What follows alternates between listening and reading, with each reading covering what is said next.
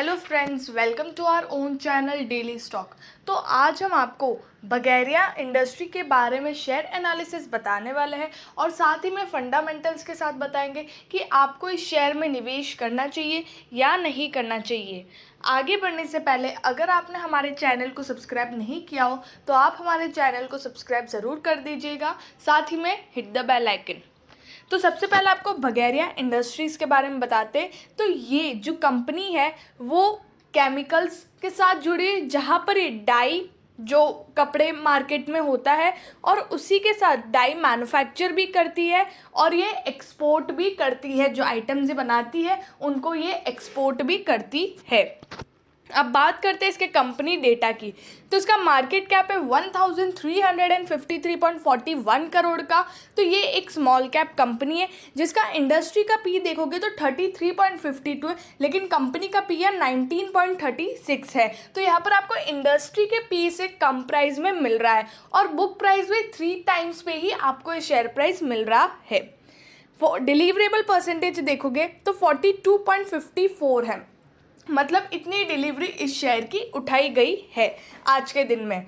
Beta है 0.75, मतलब कि अगर मार्केट 1% ऊपर जाता है तो इसका शेयर प्राइस 0.75 के बीटा से ऊपर जाएगा। अब बात करते हैं यहाँ पे फाइनेंशियल ट्रेंड की। तो जैसे कि रेवेन्यू आप देखिए तो 378.39 करोड़ का रेवेन्यू कंपनी ने 2018 में जनरेट किया था। तब कंपनी ने 40 करोड़ का मुनाफा किया, 40.34 करोड़। लेकिन 2019 में कंपनी ने और भी अच्छा खासा परफॉर्म किया और 467.70 करोड़ का रेवेन्यू जनरेट किया। तब कंपनी ने 71.51 करोड़ का प्रॉफिट जनरेट किया। तो कंपनी ने अच्छा खासा यहाँ पर प्रॉफिट और रेवेन्यू जनरेट किया। लेकिन उसके बाद से 2020 और 21 कंपनी का रेवेन्यू जो है वो डिक्रीज हो रहा है। जैसे कि 2020 में 419.28 करोड़ का रेवेन्यू जनरेट किया और उसके बाद 406.45 करोड़, और प्रॉफिट भी उसी के साथ हर साल डिक्रीज हो रहा है, 65.82 करोड़ देन 62.66 करोड़। तो मतलब ये 2 साल से तो कंपनी का यहाँ पर जो रेवेन्यू है और प्रॉफिट उसी के साथ डिक्रीज हो रहा है। लेकिन यहाँ पर कंपनी अच्छा परफॉर्म कर सकती थी अगर सिचुएशन अच्छी होती तो यहाँ पर पेंडेमिक भी एक ऐसी चीज़ है जिसकी हो सकता है कि जिसकी वजह से कंपनी का यहाँ पर जो रेवेन्यू है उस वजह से डिक्रीज हुआ हो। शेयर होल्डिंग पैटर्न की बात करते हैं तो यहाँ पर प्रमोटर के पास 70.91% का स्टेक है और पब्लिक के पास 29.09% का स्टेक है। यहाँ पर foreign investors, domestic investor, mutual fund कोई भी इस कंपनी में इंटरेस्टेड नहीं है और उनका एक भी स्टेक इसमें नहीं है। रेवेन्यू स्टेटमेंट की बात करते हैं तो दिसंबर में यहाँ पर जो सेल्स है वो 113 करोड़ की थी, मार्च में 130 करोड़ और जून में फिर से 113 करोड़।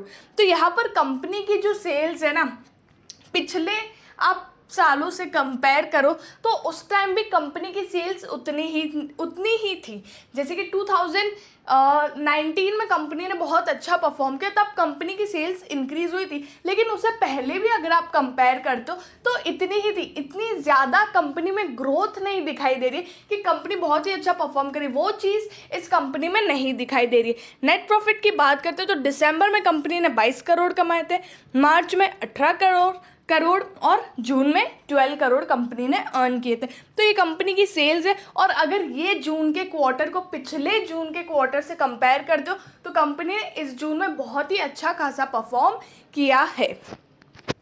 रिटर्न रेशोज़ की बात करते हैं तो मार्च में यहाँ पर कंपनी ने 16.36% का रिटर्न ऑन इक्विटी दिया। कंपनी की जो इक्विटी है उस पर इतना अच्छा खासा रिटर्न दिया था। लेकिन 2021 में आपको पता है ये कंपनी का एज कंपैरेटिव टू 2020 यहाँ पर कंपनी का रेवेन्यू और प्रॉफिट दोनों चीज़ डिक्रीज हुई है। तो कंपनी की जो रिटर्न्स है, जो कंपनी रिटर्न देती है एक्चुअली में, वो भी डिक्रीज होगा ही। तो जो 16.36% था वो 13.87% पे आ गया और ROC जो कंपनी के कैपिटल पे जो रिटर्न मिलता है तो 17.94% था इन 2020 और वो डिक्रीज हो गया 16.71% हो गया। लेकिन अगर आप ऐसे देखें डिक्रीमेंट है वो एक बात है, लेकिन अगर आप देखें कि 16.71% कोई बुरा रिटर्न नहीं है, मतलब कोई गंदा रिटर्न नहीं है। अगर 15% से ऊपर कोई कंपनी रिटर्न दे रही है तो वो एक अच्छा रिटर्न होता है, good return. Return on assets की बात करें तो 12.50 से 10.90% पे आ गया, तो ये एक डिक्रीमेंट है जो अच्छी चीज़ नहीं है, लेकिन इतने भी गंदे रिटर्न्स नहीं दे रही है कंपनी। ये दोनों बात है जो जहाँ पॉजिटिव भी है और नेगेटिव भी है।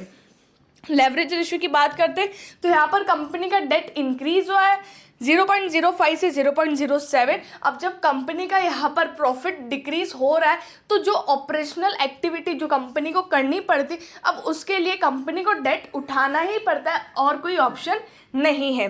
और इंटरेस्ट कवरेज रेशियो यहाँ पर इंक्रीज हो रहा है, तो ये एक अच्छी चीज़ है कि जो इंटरेस्ट पे करने की कैपेबिलिटी है कंपनी का, मतलब यहाँ पर प्रॉफिट रेवेन्यू डिक्रीज हो रहा है, उसके बाद भी कंपनी की जो इंटरेस्ट पे करने की कैपेबिलिटी वो डिक्रीज नहीं हो रही है, यहाँ पर इंक्रीज हो रही है, मतलब कंपनी अच्छा कर रही है। तो लेवरेज रेशियो कंपनी का अच्छा है। अब एट लास्ट मार्केट प्राइस की बात करते हैं तो जैसे कि 5 ईयर जो हाई था वो 298.50 था, करंटली ये 310.10 पे चल रहा है, मतलब 5 ईयर हाई को इसने तोड़ दिया है और आज ये 5.28% ऊपर था, 15.55 रुपीज़ ऊपर था और पिछले कुछ 4-5 दिनों से ये लगातार सिर्फ ऊपर ही जा रहा है। बहुत ही बुलिश अगर आपने इसमें 5-6 दिन पहले अगर ये शेयर लिया होता तो आपको आज अच्छा खासा मुनाफा होता, क्योंकि ये 260 या 270 से ये भाग रहा है या उससे और 250 से समझ लीजिए आप वहाँ से भाग रहा है। आज 310 हो गया पर शेयर 60 रुपीज़, आपको अच्छा खासा मुनाफा होता। लेकिन अगर ये ऐसे कल भी अगर इसकी ओपनिंग अच्छी खासी होती है और फिर नीचे आता है ये शेयर, अगर आपको थोड़ा सा डाउनफॉल में दिखता है या नीचे गिरने की संभावना लगती है तो ये शेयर आपको 270 तक मिल सकता है और उसके बाद तो वहाँ पर आप इसमें एंट्री बनाइए और अगर कल फिर से बुलिश बनता है तो आप इसमें स्विंग ट्रेडिंग करके आपको अच्छा खासा मुनाफा इसमें मिल सकता है। अगर आपको वीडियो अच्छी लगी हो तो please like and share and subscribe our channel. Thank you.